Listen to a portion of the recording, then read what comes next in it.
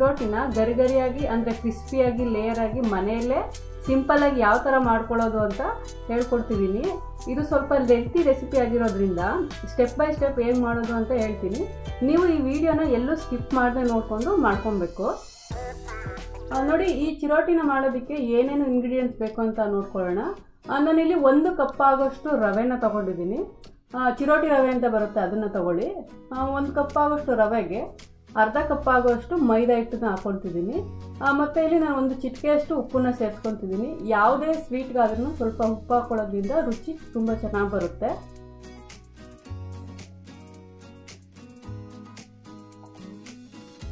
ನೋಡಿ, ಈ ಥರ ರವೆ, ಮೈದಾ ಹಿಟ್ಟು ಮತ್ತು ಉಪ್ಪನ್ನು ತಗೊಂಡ್ಮೇಲೆ ಚೆನ್ನಾಗಿ ಬೆರೆಯೋ ಥರ ಮಿಕ್ಸ್ ಮಾಡ್ಕೊಳ್ಳಿ.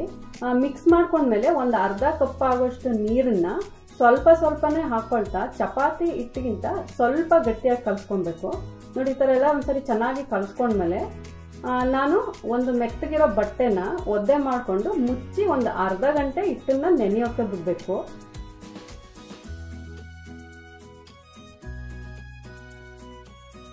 ನೋಡಿ, ಹಿಟ್ಟೆಲ್ಲ ಚೆನ್ನಾಗಿ ನೆನ್ಕೊಳ್ಳಿ. ಇವಾಗ ಚಿರೋಟಿಗೆ ಸಾಟಿನ ಯಾವ ಥರ ಮಾಡ್ಕೊಳ್ಳೋದು ಅಂತ ನೋಡೋಣ ಬನ್ನಿ. ನಾನಿಲ್ಲಿ 1 ಟೀ ಸ್ಪೂನ್ ಆಗೋಷ್ಟು ರೂಮ್ ಟೆಂಪ್ರೇಚರಲ್ಲಿ ಇರುತ್ತಲ್ಲ ಮೆತ್ತಗಿರೋ ಬೆಣ್ಣೆನ ತೊಗೊಳ್ತಿದ್ದೀನಿ. ತೊಗೊಂಡ್ಬಿಟ್ಟು ಚೆನ್ನಾಗಿ ಎಲ್ಲ ಒಂದು ಗಂಟೆ ಇಲ್ಲದೆ ಇರೋ ಥರ ಒಂದು ಸ್ವಲ್ಪ ಹಿಂಗೆ ಮಿಕ್ಸ್ಕೊಳ್ಳಿ. ನೋಡಿ, ಈ ಥರ ಎಲ್ಲ ಒಂದ್ಸರಿ ಚೆನ್ನಾಗಿ ಮಿಕ್ಸ್ಕೊಂಡ್ಮೇಲೆ ನಾನು ಇದಕ್ಕೆ ಒಂದು ಅರ್ಧ ಟೀ ಸ್ಪೂನಷ್ಟು ಅಕ್ಕಿ ಹಿಟ್ಟನ್ನು ಹಾಕ್ಕೊತಿದ್ದೀನಿ. 1 ಟೀ ಸ್ಪೂನಷ್ಟು ಬೆಣ್ಣೆಗೆ ಅರ್ಧ ಟೀ ಸ್ಪೂನಷ್ಟು ಅಕ್ಕಿ ಹಿಟ್ಟನ್ನು ಹಾಕ್ಕೊಂಡು ಚೆನ್ನಾಗಿ ಒಂದು ಗಂಟೆ ಇಲ್ಲದೆ ಇರೋ ಥರ ಚೆನ್ನಾಗಿ ಅಂದರೆ ಕ್ರೀಮಿ ಕನ್ಸಿಸ್ಟೆನ್ಸಿ ಬರುತ್ತೆ ಆ ಥರ ಮಿಕ್ಸ್ ಮಾಡ್ಕೊಬೇಕು. ನೋಡಿ, ಈ ಥರ ಎಲ್ಲ ಚೆನ್ನಾಗಿ ಒಂದ್ಸರಿ ಮಿಕ್ಸ್ ಮಾಡಿಕೊಂಡ್ರೆ ಇದೇ ಈ ಚಿರೋಟಿ ಲೇಯರ್ ಆಗಿ ಗರಿಗರಿಯಾಗಿ ಬರೋದಕ್ಕೆ ಮೇಯ್ನ್ ಕಾರಣ.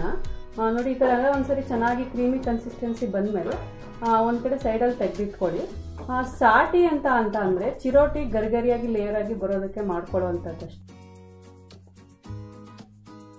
ನೋಡಿ, ಇವಾಗ ಒಂದು ಅರ್ಧ ಗಂಟೆ ಆಗಿದೆ. ಹಿಟ್ಟನ್ನ ಚೆನ್ನಾಗೆಲ್ಲ ಕಲಸಿಟ್ಕೊಂಡು ನೋಡಿ, ಹಿಟ್ಟು ಸ್ವಲ್ಪ ಸಾಫ್ಟ್ ಆಗಿದೆ. ನೋಡಿ, ಈ ಥರ ನಿಮಗೆ ಮುಟ್ಟಿ ನೋಡಿಕೊಂಡ್ರೆ ಗೊತ್ತಾಗುತ್ತೆ, ಸ್ವಲ್ಪ ಸಾಫ್ಟಾಗೆಲ್ಲ ಆಗಿರುತ್ತೆ. ಇವಾಗ ಚಿರೋಟಿ ಮಾಡೋದಕ್ಕೆ ಹಿಟ್ಟನ್ನ ಕುಟ್ಕೊಳ್ಳೋಣ ಬನ್ನಿ. ನೋಡಿ, ಇಲ್ಲಿ ನಾನು ಹಿಟ್ಟನ್ನ ಕುಟ್ಕೊಳೋದಕ್ಕೆ ಮುದ್ದೆ ಮಾಡ್ತೀವಲ್ಲ ಆ ದೊಣ್ಣೆನ ಯೂಸ್ ಮಾಡ್ತಿದ್ದೀನಿ. ನಿಮಗೆ ನಿಮ್ಮ ಮನೇಲಿ ಯಾವುದು ಸಿಗುತ್ತೆ ಅದರಲ್ಲಿ ಕುಟ್ಕೊಳ್ಳಿ.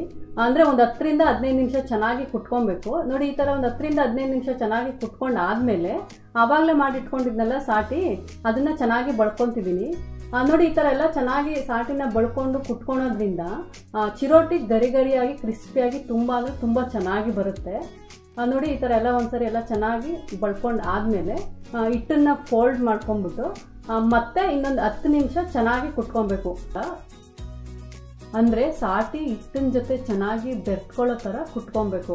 ಅಂದರೆ ಮೈದಾ, ರವೆ ಮತ್ತು ಸಾಟಿ ಎಲ್ಲ ಚೆನ್ನಾಗಿ ಬೆರ್ತ್ಕೊಳುತ್ತೆ ಈ ಥರ ಕುಟ್ಕೊಳೋದ್ರಿಂದ. ನೋಡಿ, ಕುಟ್ತಾ ಹಿಟ್ಟೆಲ್ಲ ಎಷ್ಟು ಚೆನ್ನಾಗಿ ವೈಟ್ ಕಲರ್ ಬರ್ತದೆ ಮತ್ತು ತುಂಬ ಸಾಫ್ಟ್ ಆಗುತ್ತೆ.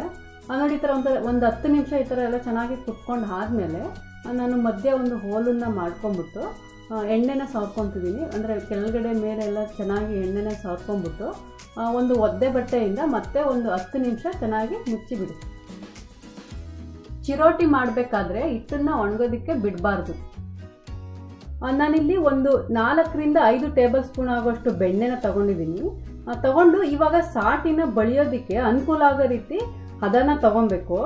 ನೋಡಿ, ಬೆಣ್ಣೆನ ತೊಗೊಂಬಿಟ್ಟು ಯಾವ ಥರ ಹದನ ತೊಗೊಬೇಕು ಅಂದ್ಬಿಟ್ಟು ನಾನು ನಿಮಗೆ ತೋರಿಸ್ತೀನಿ. ನೋಡಿ, ಈ ಥರ ಬೆಣ್ಣೆ ತೊಗೊಂಡು ಆದಮೇಲೆ ಚೆನ್ನಾಗಿ ಒಂದು ಗಂಟೆ ಇಲ್ಲದೆ ಇರೋ ಥರ ಮಿಕ್ಸ್ ಮಾಡ್ಕೊಬೇಕು. ಅಂತ ಅಂದರೆ ಬಳ್ಕೊಬೇಕು ಚೆನ್ನಾಗಿ. ನೋಡಿ, ಈ ಥರ ಒಂದ್ಸರಿ ಎಲ್ಲ ಗಂಟೆ ಇಲ್ಲದೆ ಇರೋ ಥರ ಮಾಡ್ಕೊಂಡು ಆದಮೇಲೆ 1 ಟೇಬಲ್ ಸ್ಪೂನ್ ಎಣ್ಣೆನ ಚೆನ್ನಾಗಿ ಹಾಕ್ಕೊತಿದ್ದೀನಿ. ಹಾಕ್ಕೊಂಬಿಟ್ಟು ಒಂದು ಕ್ರೀಮಿ ಕನ್ಸಿಸ್ಟೆನ್ಸಿ ಬರೋ ಥರ ಚೆನ್ನಾಗಿ ಮಿಕ್ಸ್ ಮಾಡ್ಕೊಂಡು ಇಟ್ಕೊಳ್ಳಿ. ನೋಡಿ, ಈ ಥರ ಎಲ್ಲ ಚೆನ್ನಾಗಿ ಒಂದ್ಸರಿ ಸಾಫ್ಟಾಗಿ ಆದಮೇಲೆ ಸೈಡಲ್ಲಿ ಇಟ್ಕೊಳ್ಳಿ. ನೋಡಿ, ಒಂದು 10 ಮಿನಿಟ್ಸ್ ಆಯಿತು. ಇವಾಗ ಹಿಟ್ಟನ್ನು ಚೆನ್ನಾಗಿ ಒಂದು 5 ನಿಮಿಷ ಚೆನ್ನಾಗಿ ನಾದ್ಕೊಬೇಕು. ಈ ಥರ ನಾದ್ತಾ ಹಿಟ್ಟು ಫುಲ್ಲು ಟೈಟಾಗಿ ಬಿಳಿ ಕಲರ್ ಬರುತ್ತೆ.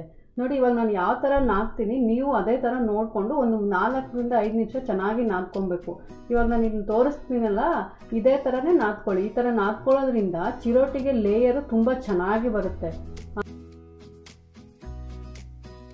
ನೋಡಿ, ಒಂದು 5 ನಿಮಿಷ ಚೆನ್ನಾಗಿ ಎಲ್ಲ ನಾದ್ಕೊಂಡು ಆದಮೇಲೆ ಈ ಥರ ಎಲ್ಲ ಒಂದುಗೂಡಿಸ್ಕೊಬೇಕು. ಒಳಗಡೆ ಲೇಯರ್ ಇರುತ್ತಲ್ಲ ಇದನ್ನು ಒಂದುಗೂಡಿಸ್ಕೊಂಬಿಟ್ಟು ಚೆನ್ನಾಗಿ ಒಂದ್ಸರಿ ಉಂಡೆ ಮಾಡ್ಕೊಂಬಿಟ್ಟು ಅಂದರೆ ರೋಲ್ ಮಾಡ್ಕೊಳ್ಳಿ ಚೆನ್ನಾಗಿ. ಈ ಥರ ರೋಲ್ ಮಾಡ್ಕೊಂಡು ಆದಮೇಲೆ ನಾನು ಇದನ್ನು ಒಂದು 3 ಭಾಗಗಳಾಗಿ ಮಾಡ್ಕೊತಿದ್ದೀನಿ. ಹಿಟ್ಟನ್ನು ಒಂದು 3 ಭಾಗಗಳನ್ನ ಮಾಡ್ಕೊಂಬಿಟ್ಟು ಸೇಮ್ ನಾನು ಮೊದಲೇ ಹಿಂಗೆ ನಾದ್ಕೊಳ್ಳೋದು ತೋರಿಸಿದ್ನಲ್ಲ ಅದೇ ಥರನೇ ಆ 3 ಉಂಡೆಗಳನ್ನು ಚೆನ್ನಾಗಿ ನಾದ್ಕೊಂಡ್ಬಿಟ್ಟು ಆಮೇಲೆ ಎಣ್ಣೆನ ಸಾರ್ಬಿಟ್ಟು ಮತ್ತೆ ಒಂದು ಟವಲ್ನ ಮುಚ್ಚಿ ಒಂದು 10 ನಿಮಿಷ ಬಿಡಬೇಕು. ಅಂದರೆ ಒದ್ದೆ ಟವಲ್ನ ಮುಚ್ಚಿ, ಯಾಕೆಂದರೆ ಹಿಟ್ಟು ಒಣಗೋದಕ್ಕೆ ಬಿಡಬಾರ್ದು. ಚಿರೋಟಿನ ಮಾಡುವಾಗ ಯಾವಾಗಲೂ ಹಿಟ್ಟು ಒಣಗೋದಕ್ಕೆ ನೋಡಿ. ಒಂದು 10 ನಿಮಿಷ ಆದಮೇಲೆ ನಾನು ಒಂದು ಮಣೆ ಮೇಲೆ ಅಕ್ಕಿ ಹಿಟ್ಟನ್ನು ಹಾಕ್ಕೊಂಬಿಟ್ಟು ಉಂಡೆಗಳನ್ನ ತಗೊಂಡು ಒಂದು ಮೀಡಿಯಮ್ ಆಗಿ ಶೀಟನ್ನು ಮಾಡ್ಕೊಬೇಕು. ನೋಡಿ ಎಷ್ಟು ಸಾಫ್ಟಾಗಿ ಹಿಟ್ಟೆಲ್ಲ ಎಷ್ಟು ಚೆನ್ನಾಗಾಗಿದೆ. ಇದನ್ನು ನಾವು ಚಪಾತಿ ಹೊತ್ಕೊತೀವಲ್ಲ ಆ ಥರ ಹೊತ್ಕೊಂಡು ಶೀಟನ್ನು ರೆಡಿ ಮಾಡ್ಕೊಬೇಕು. ಅಂದರೆ ತುಂಬ ದಪ್ಪನೂ ಮಾಡ್ಕೊಳ್ಳೋದಕ್ಕೆ ಹೋಗಬೇಡಿ, ಇಲ್ಲ ತುಂಬ ತಿನ್ನಾಗೂ ಮಾಡ್ಕೊಳ್ಳೋದಕ್ಕೆ ಹೋಗಬೇಡಿ. ಒಂದು ಮೀಡಿಯಮ್ ಸೈಜಲ್ಲಿ ಚೆನ್ನಾಗಿ ಹೊತ್ಕೊಂಡು ಶೀಟನ್ನು ರೆಡಿ ಮಾಡ್ಕೊಳ್ಳೋಣ. ಅಂದರೆ ಹೊತ್ಕೊಬೇಕಾದ್ರೆ ನೀವು ಮೇಲ್ಗಡೆ ಸ್ವಲ್ಪ ಅಕ್ಕಿ ಹಿಟ್ಟನ್ನು ಉದುರಿಸ್ಕೊಂಡು ಚೆನ್ನಾಗಿ ನೋಡಿ, ಇವಾಗ ನಾನು ಇಲ್ಲಿ ತೋರಿಸ್ತಿದ್ದೀನಲ್ಲ ಈ ಥರ ಸೈಜಲ್ಲಿ ಹೊತ್ಕೊಂಡ್ರೆ ಸಾಕು. ನೋಡಿ ಈ ಥರ ಹೊತ್ಕೊಂಡ್ಬಿಟ್ಟು ಎಲ್ಲ ಹಿಟ್ಟನ್ನು ಚೆನ್ನಾಗಿ ಇದೇ ಥರನೇ ಶೀಟ್ನ ರೆಡಿ ಮಾಡಿ ಇಟ್ಕೊಳ್ಳೋಣ.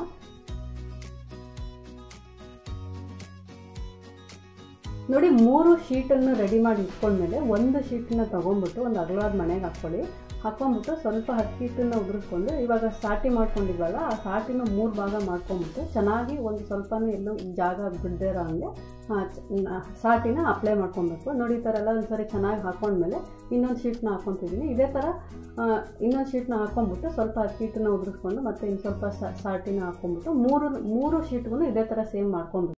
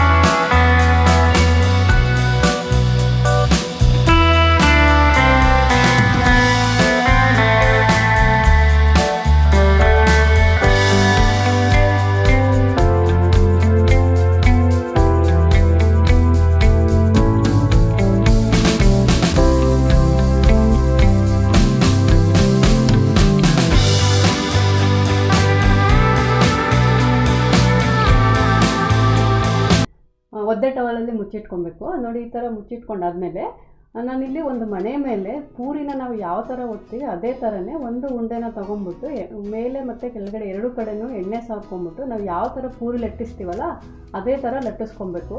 ನೋಡಿ ಈ ಥರ ಲಟ್ಟಿಸ್ಕೊಂಡು ನೀವು ಇಟ್ಕೊಬಾರ್ದು, ಒಂದು ಡೈರೆಕ್ಟಾಗಿ ಲಟ್ಟಿಸ್ಕೊಂಡು ಡೈರೆಕ್ಟಾಗಿ ಎಣ್ಣೆ ಮೇಲೇ ಹಾಕ್ಕೊಬೇಕು. ಯಾಕೆ ಅಂತ ಅಂದರೆ ಈ ಥರ ಲಟ್ಟಿಸ್ಕೊಂಡು ನೀವೇನಾದರೂ ಇಟ್ಕೊಂಡ್ಬಿಟ್ರೆ ಇಟ್ಟು ಅದು ಒಣಕೊಂಬಿಟ್ಟು ನೀವು ಕರಿಯೋದಕ್ಕೆ ಹೋದಾಗ ಫುಲ್ಲು ಒಡ್ಕೊಂಬಿಡುತ್ತೆ. ಸೊ ಅದರಿಂದ ನೀವು ಈ ಥರ ಲಟ್ಟಿಸ್ಕೊಂಡ್ಬಿಟ್ಟು ಡೈರೆಕ್ಟಾಗಿ ಎಣ್ಣೆಗೆ ಹಾಕ್ಕೊಬೇಕು.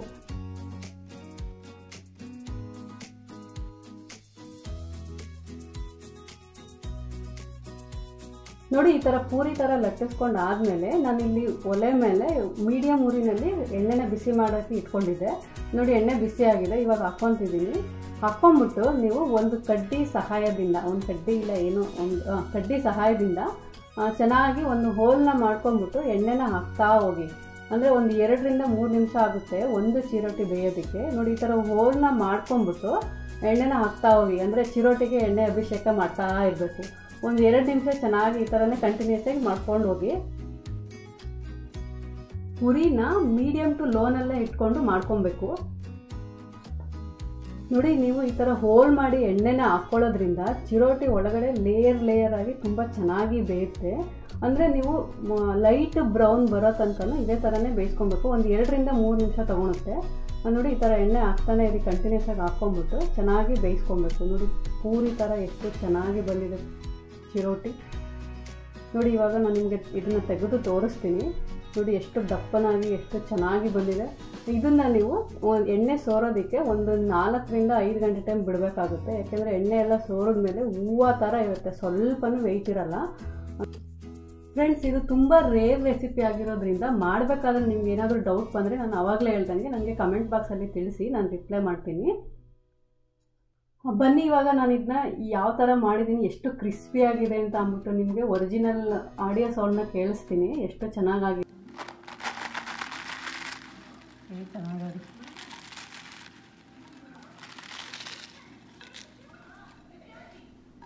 ನೋಡಿದ್ರಲ್ಲ ಎಷ್ಟು ಕ್ರಿಸ್ಪಿಯಾಗಿ ಲೇಯರ್ ಆಗಿ ಎಷ್ಟು ಚೆನ್ನಾಗಾಗಿದೆ ಅಂತ. ಇದನ್ನು ನೀವು ಮೇಲ್ಗಡೆ ಸಕ್ಕರೆ ಪುಡಿನ ಹಾಕ್ಕೊಂಡು ಬಿಸಿ ಬಾದಾಮಿ ಹಾಲನ್ನ ಹಾಕ್ಕೊಂಡು ತಿಂತಿದ್ರೆ ವಾವ್, ಯಾವ ಮದುವೆ ಮನೆಯಲ್ಲೂ ಮಾಡುವ ಚಿರೋಟಿಗಿಂತ ಏನು ಕಮ್ಮಿ ಇರಲ್ಲ, ತುಂಬ ಚೆನ್ನಾಗಿರುತ್ತೆ. ಫ್ರೆಂಡ್ಸ್, ಈ ರೆಸಿಪಿ ನಿಮಗೆ ಇಷ್ಟ ಆಗಿದ್ರೆ ಪ್ಲೀಸ್ ಲೈಕ್ ಮಾಡಿ, ಶೇರ್ ಮಾಡಿ, ಸಬ್ಸ್ಕ್ರೈಬ್ ಮಾಡ್ಕೊಳ್ಳಿ. ಹಾಗೆ ಮತ್ತಷ್ಟು ಒಳ್ಳೊಳ್ಳೆ ರೆಸಿಪಿಗಳಿಗೋಸ್ಕರ ನನ್ನ ಚಾನಲ್ಗೆ ಸಬ್ಸ್ಕ್ರೈಬ್ ಆಗೋದನ್ನು ಮರಿಬೇಡಿ. Thank you. Happy cooking.